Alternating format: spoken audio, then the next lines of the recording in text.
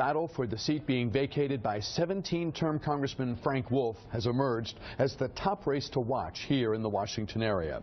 It pits two elected officials against one another. Republican State Delegate Barbara Comstock against Fairfax Supervisor John Foust.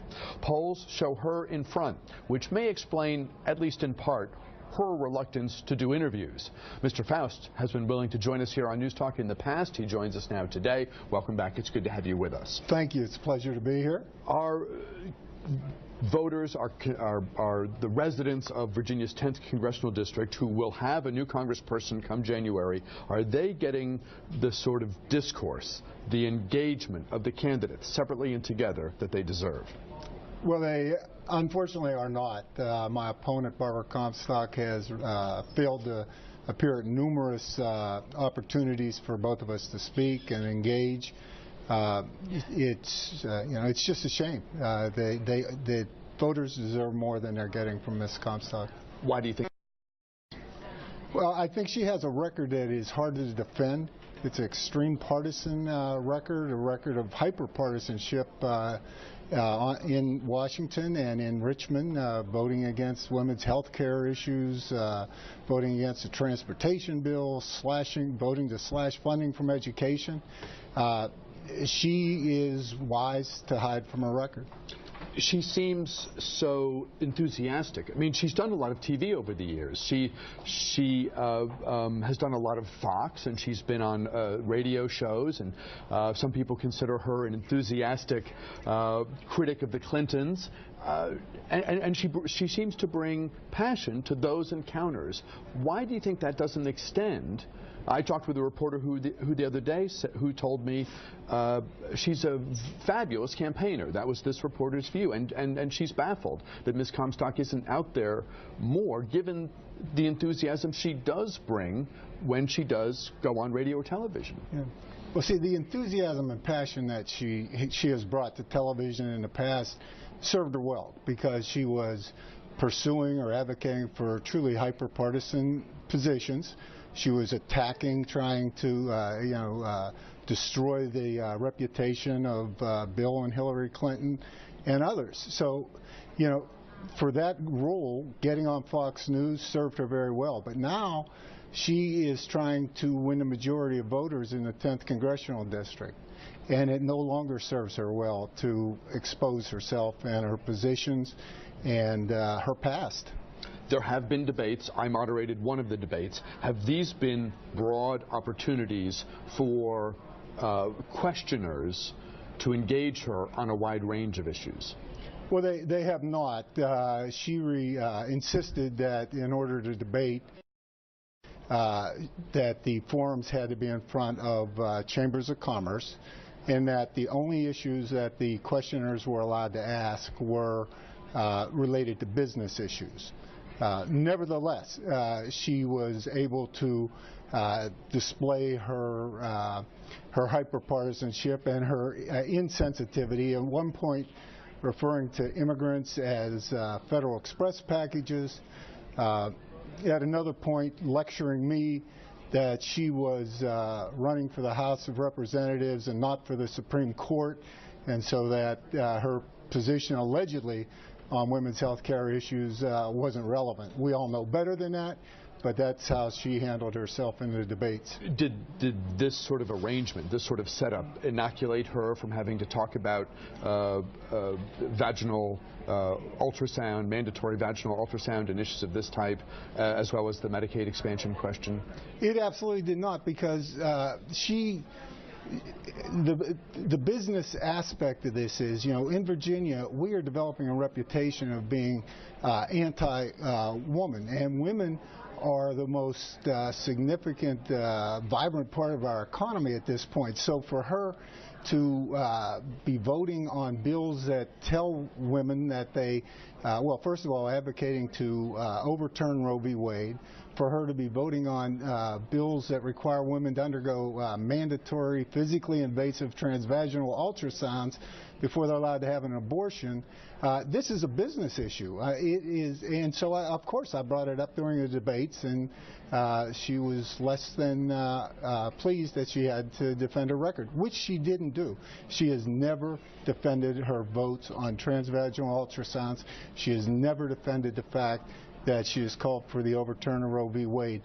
That's why she can't go out in public and meet with us and have an open discussion. We've been trying to get Delegate Barbara Comstock to phone in, to come in, long before Frank Wolf announced his decision to retire, a decision that came to a lot of people as a surprise. We've been trying to talk with her about important issues here on NewsTalk all year long. We've been working with her delegate staff in Richmond, and then when she announced in the primary, we've tried to interview her then. We've been trying to interview her ever since, and it simply hasn't worked out. Interestingly, after the that sort of odd situation that occurred at the debate that I moderated with the Loudoun Chamber, where my colleague Mike Caneen went up to her and said, Ms. Comstock, Delegate Comstock, how do you think the debate went? And was asking her some very general questions then. And this is the video of that. And you'll see in a second her campaign manager stick her head into the lens and say, this interview's over. We're not doing interviews today.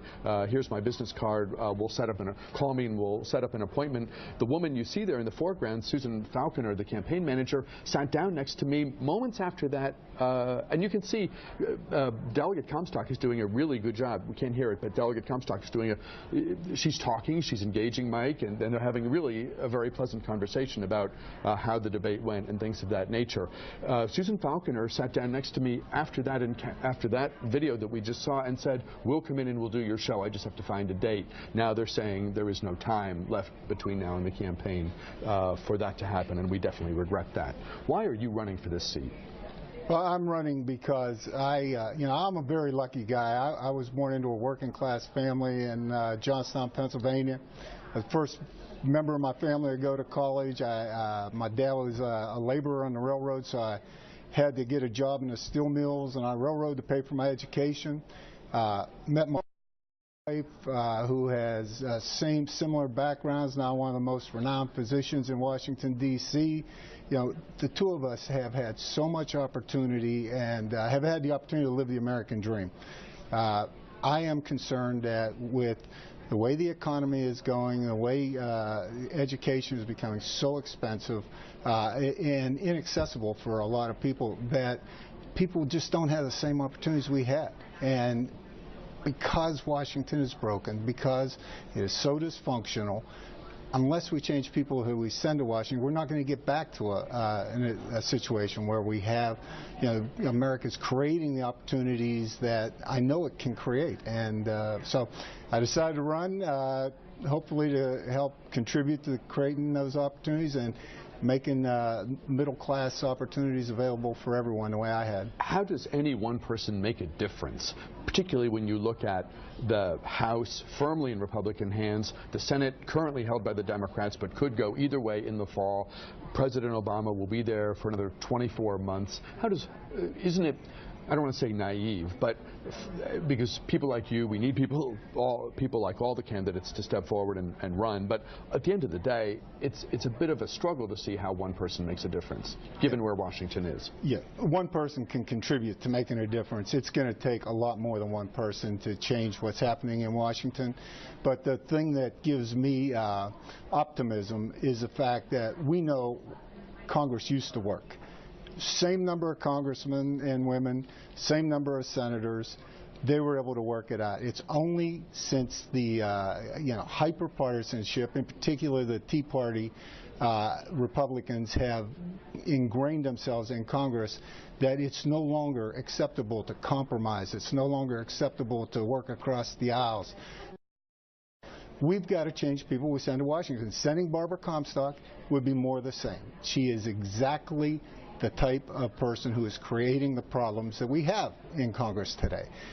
So I am going to be one of 435 members of the House of Representatives. It's going to, over time, we will get back to where we were, because the alternatives are unacceptable. You're having a press conference with women's leaders tomorrow. What will speakers at that press conference be saying?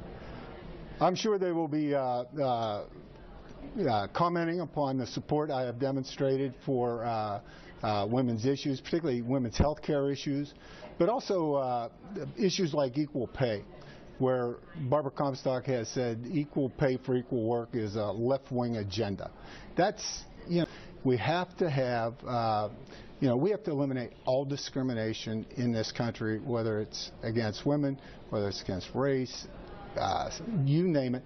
We've got to eliminate, and we've got to make sure, for example, with equal pay for equal work, that once we have laws, and we do have laws against that type of discrimination, that they can be enforced. And that's why I support the legislation that's in Congress today. She's a lawyer. She worked on Capitol Hill. She's a state delegate. She's a mom. How could you say she's never had a real job? That was taken out of context. I definitely believe that her hyper-partisan jobs. But all those are real jobs. Oh, those are real jobs. How could those words be taken any other way than the way everyone seemed to take them? Yeah, I understand. Those are real jobs. Barbara Comstock has real jobs. The problem is those jobs were so hyper-partisan, and that was the point I was making at the time, that they do not contribute to solving the problems that we have in Washington today. She was, she her name as a investigator of the Clintons. That's where she rose to fame. It's been said that she was obsessed with taking down the Clintons. That's exactly what we don't need in Washington. She as a lobbyist for the Koch brothers, one of the worst environmental polluters in the country. This is what I was trying to make the point that her jobs, real as they are not the types of jobs that prepare you to solve the problems that we have in Washington today. Talking with Fairfax Supervisor and Virginia Congressional hopeful John Foust. A break here. Back, though, with more News Talk right after this. International personnel working in West Africa from Ebola. We'll talk with the head of security for International Relief and Development Incorporated.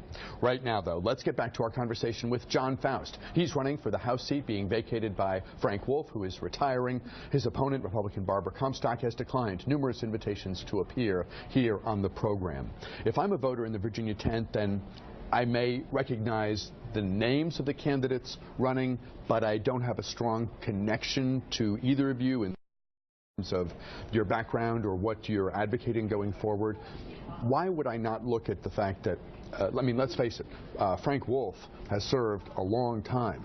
He was first elected the night Ronald Reagan was first elected, and he's been reelected 16 times since. Barbara Comstock worked for Frank Wolf. Why wouldn't I vote for her as a matter of continuity? I liked him. Probably I would like her. Well, I think if you liked Frank Wolf, you would ultimately not like Barbara Comstock's record and her position on the issues. Frank Wolf had a lot of things going for him as a congressman, but one of the main things was his attempt to bring transportation solutions to Northern Virginia. And Barbara Comstock, on the issue that was probably most important to Frank Wolf, voted against the bipartisan transportation bill in Richmond. One of the few members of the Northern Virginia delegation who did. And she did it because she made a pledge to Grover Norquist, who is in his anti-tax pledge. And rather than representing her constituents, she represented Mr. Norquist. Frank Wolf, on the other hand, has gone on the floor of the House of Representatives, one of the few Republicans in the House of Representatives who had the courage to take on Grover Norquist and to explain how he is the problem, not the solution. So Barbara Comstock is no Frank Wolf. She said in the Loudoun Chamber debate that Obamacare has been a total failure, period. She then said that if she gets to Congress, she will vote to repeal and replace it with a measure that takes what is good from Obamacare. What was your reaction to those words? And are you concerned that her view, keep the good, but dump the bulk of it, might resonate with voters? I am not concerned about that. I am focused on, with Obamacare, I'm focused on fixing it. There were probably 100 years they tried to get health care legislation, in this country. Barbara Comstock knows that this is the infrastructure we have to work with. There are so many areas where we can fix things that they complain about without repealing. And if we were to repeal, we would go back to a situation where health insurance companies got to cut us off if we got sick, denied us coverage if we had pre-existing conditions, and had no accountability for increasing rates. That's not acceptable. That is the world Barbara Comstock wants us to return to, and I don't think we need to go there, or I don't think we should go there. Is it inconsistent or disingenuous to say, doing away with the denial of coverage based on pre-existing conditions, the lifetime caps, being able to keep your young adult sons and daughters on the family policy until they're into their 20s, is there an inherent inconsistency in saying this thing is a total failure, a total flop, period, and our repeal bill and our replace bill will incorporate all the good things that people now like about it? Yeah, it's totally inconsistent. She has no desire to help solve the health care problem. I simply point to the Medicaid expansion in Virginia, where because of her hyper-partisan positions, her extreme right mentality, she is refusing to support Medicaid expansion in Virginia, which would bring over 30,000 jobs to the Commonwealth, which would cover almost 400,000 people, and would simply return money that we're currently paying to Washington, return it to Virginia. So she has offered nothing by way of a so-called replace bill. Her goal is to repeal and hand our health care coverage back to the insurance company cronies, and that's not acceptable. To the phones, line 1, Ross in Fairfax Station. You're on the air. Ross, go right ahead, please. Hi, Supervisor Foust. You said that global climate change is the most important problem facing America. I just wanted to know, what about ISIS and Ebola? Thank you. Global climate change is the most important environmental problem facing our country and the world. We need to take it on, and we need to solve. I like to say it's one of our biggest challenges, but it's also one of our greatest opportunities, because what do we need in America today? It's a strong and growing economy with good jobs. There are so many new technologies and industries we can develop if we just simply make the commitment to dealing with the climate change problem. Clearly, ISIS and Ebola are serious problems, and we need to deal with those as well. With the loss in the primary, Eric Cantor went down to defeat in the primary. Jim Moran and Frank Wolf are retiring. Is Virginia going to lose? Is its influence on the Hill going to diminish because a man in a powerful position and 2 senior lawmakers are moving off the stage? And tie that, if you would, to the concerns and the needs of the federal workforce, particularly at a time where there is concern about a brain drain, a loss of continuity, if you will, in the federal workforce. Yeah, it definitely is a setback for Virginia to lose such powerful and senior members of the delegation. Very fortunate in Northern Virginia in terms of working on behalf of the federal workforce to have a team of good people. Jerry Conley, Don Beyer, myself will be the Northern Virginia delegation in Congress, and we'll be working with 2 of the most outstanding senators in Washington, in Mark Warner and Tim Kaine. So I am optimistic that we will, as a team, be able to hold things together and continue to do what Frank Wolf used to do for federal workers, and Jim Moran, and that is to be their advocate. And I'm confident we can do that. Some have pointed to the withdrawal of support from the DCCC as a sign that Democrats in Washington, the people who are looking at the big playing field, trying to decide where to best use the resources they have between now and Election Day, it's being interpreted by some as a sign that whatever gap might exist between you and Barbara Comstock in the polls might not be overcomable. Is there an issue there? How do you read the decision on the advertising front? Yeah. No, there's no issue there.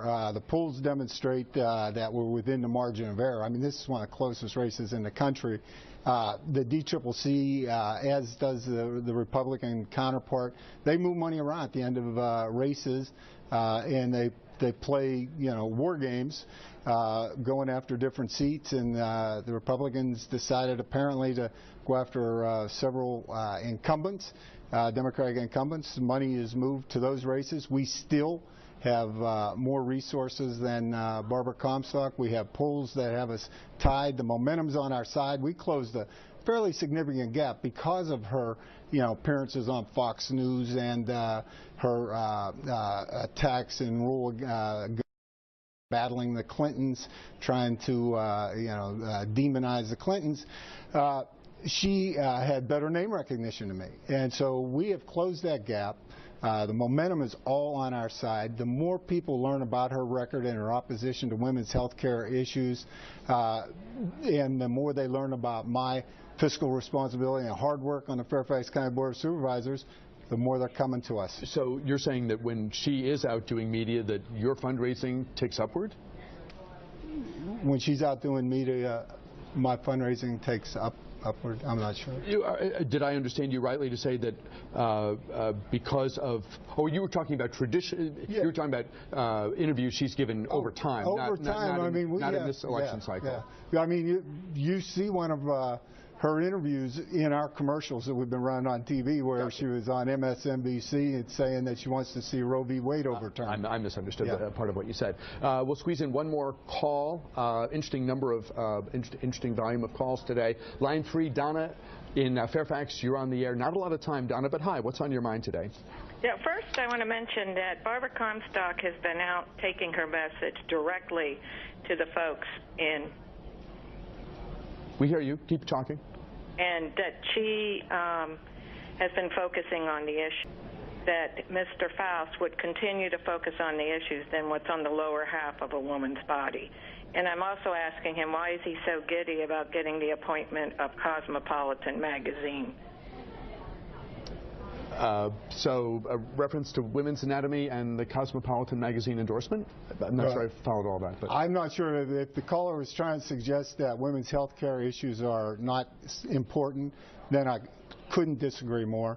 It is just totally unacceptable what the Republicans, and particularly Barbara Comstock, have done to try to limit a woman's right to make her own health care choices, to try to impose transvaginal ultrasounds on them. This, we would just have to disagree on that if that's her point.